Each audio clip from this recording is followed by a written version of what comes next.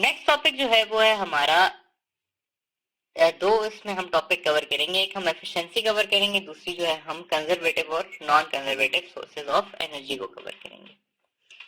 अच्छा, सबसे पहले देख लेते हैं कंजर्वेटिव और non conservative sources of energy या नॉन कंजर्वेटिव फील्ड्स, सॉरी इनको फील्ड्स कर लेते हैं, कंजर्वेटिव फील्ड्स और नॉन कंजर्वेटिव फील्ड्स। अच्छा, सबसे पहले आपको मैं प्रॉपर्टीज पढ़ाता चलूं कि कंजर्वेटिव फील्ड्स की क्या क्या प्रॉपर्टीज होती है। कंजर्वेटिव फील्ड की जो दो मेजर प्रॉपर्टीज हैं वो ये है कि कंजर्वेटिव फील्ड में work done in a closed path जो है वो कितना होगा, 0 होगा। और सेकंड जो है वो इसकी प्रॉपर्टी ये है कि वर्क डन जो है वो इंडिपेंडेंट होगा ऑफ पाथ फॉलोड। इसका मतलब मैं आपको समझाऊंगा बाद में। अच्छा, अगली चीज आ जाती है कि कौन कौन सी फील्ड्स जो हैं वो कंजर्वेटिव हैं। तो electrical field, gravitational field, magnetic field और इलास्टिक जो फील्ड होगी वो आपके पास कौन सी होगी, कंजर्वेटिव फील्ड्स होंगी। नॉन कंजर्वेटिव की अगर बात की जाए तो नॉन कंजर्वेटिव में work done in closed path जो है वो 0 नहीं होगा। वर्क डन जो है वो डिपेंड करेगा ऑन पाथ। और अगर मैं एग्जांपल्स देख लूं तो इसकी बहुत सारी एग्जांपल्स हैं, मैं आपको कुछ बता देता हूं। फ्रिक्शन हो गई, एयर रेजिस्टेंस,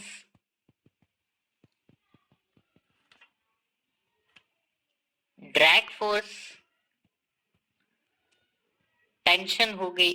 ये कुछ एग्जांपल्स हैं किसकी, नॉन कंजर्वेटिव फील्ड्स की।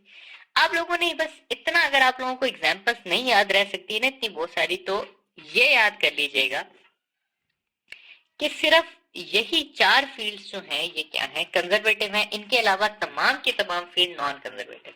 तो अगर आपको सिर्फ यही याद हो जाती है कंजर्वेटिव, तो इसका मतलब है कि आपको नॉन कंजर्वेटिव ऑटोमेटिकली क्या हो गई, याद हो गई। ठीक है, तो ये आप लोगों ने याद कर लेनी है।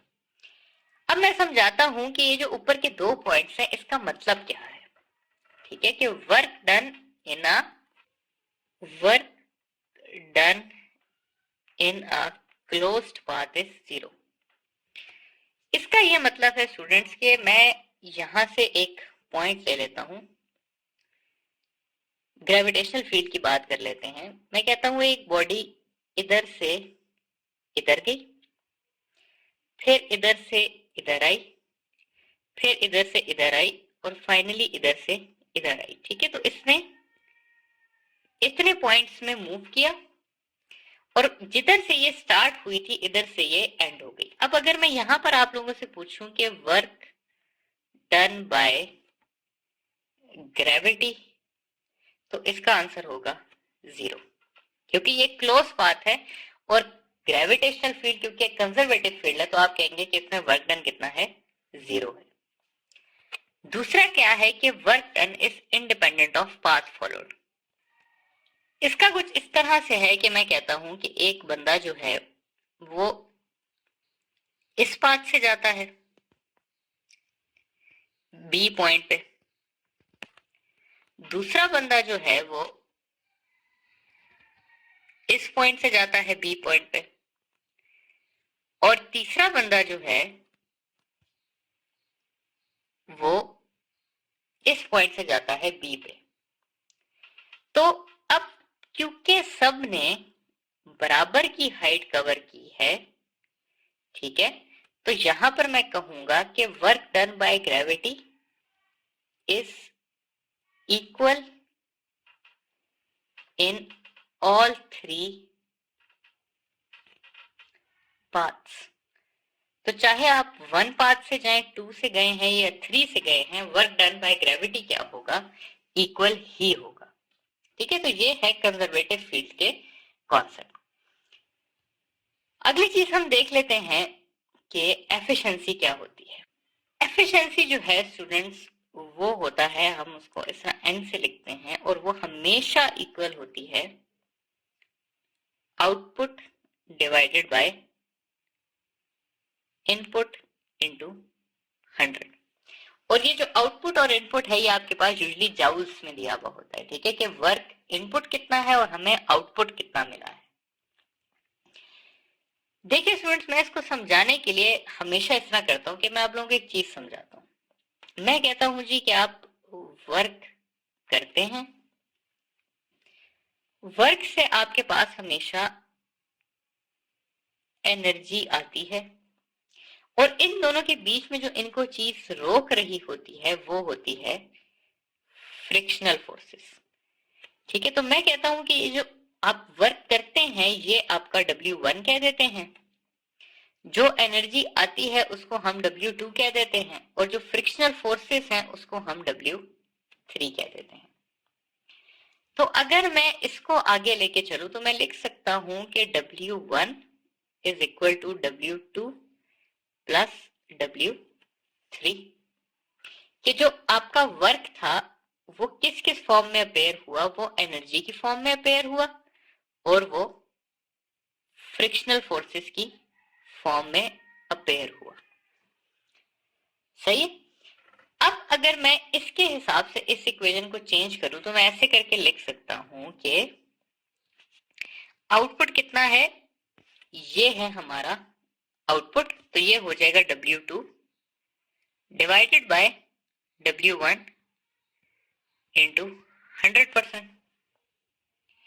अब ये सारी चीज समझाने के बाद आप लोगों से मैं एक सवाल करता हूं। सवाल इस तरह से है कि 100 joule of work is applied on a car if work done against friction is 30 joules, find the efficiency। ठीक है, फाइंड करनी है हमने एफिशिएंसी। अब इसको हम कैसे सॉल्व करेंगे स्टूडेंट? इसको हम सॉल्व करेंगे कि हमें दिया हुआ है वर्क जो कि है 100 जॉल, और हमें दिया हुआ है W3 फ्रिक्शनल फोर्सेस जो कि हैं 30 जॉल। अब एफिशिएंसी में हमें W2 की जरूरत है, तो W2 को किस तरह फाइंड करेंगे? W2 को हम फाइंड कर लेंगे W1 माइनस W2 या W3, जो कि हो जाएगा 100 माइनस 30, 70 जॉल।